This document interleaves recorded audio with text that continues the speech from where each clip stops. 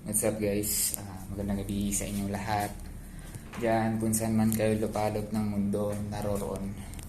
Ngayong gabi, papasalamat nga pala ako una sa lahat sa tumulong sa akin na nakagawa or makapag-cut ngayon para sa ating gagawing mga shelves nitong ating gagawing bootcamp or magiging office natin, mga meeting place natin dito sa ating YouTube channel. So guys, una sa lahat magpapasalamat ako kay Boss A sa pagtulong sa akin na makisuyo kay papa niya, kay Sir Larry.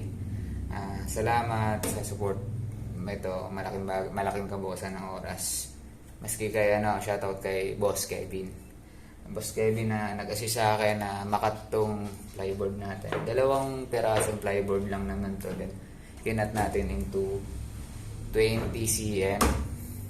Then ito na yung magiging mga shelves natin sa ginagawa natin office. Gagawa ko ng time lapse nito, pero ang pinaka-focus ng video na to is para magpasalamat kahit nakakapagod, pero mas ramdam ko yung effort na pag-assist sa akin ng nila Sir Larry, Boss A, tsaka ni Boss Kevin. So guys, gagawa tayo ng time-lapse nito soon, kasi papahinga ko muna sa sarili ko. Gusto ko sana maggawa ngayong araw, pero madedrain ako kasi kailangan ko pang mag-prepare maglaba ngayong gabi. Kailangan ko pang mag-prepare para bukas ihanda ko yung sasakyan na gagamitin. Then kailangan ko rin na ihanda yung katawan ko. Gusto ko matulog. Mayroon rin tayong mga church obligations. So wala tayong time para makagawa para dito sa ating office of the vloggers. So busy rin naman kasi iba akong kasama. So ako ang gagawa ngayon ng i-upload na content para ngayong araw, para hindi tayo mabakante. So guys, please support us sa ating nimpisan channel.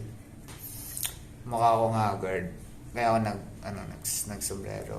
Actually kakabili ko lang nito para lang matakpan yung hagardo kong mukha. So guys, maraming salamat sa lahat. Ngayon pa lang papasalamat na ako at na unti pa lang kayo. Alam ko dadami rin kayo, di ba? Please like, share, and subscribe our channel. So para ma-motivate lalo kami makagawa ng mga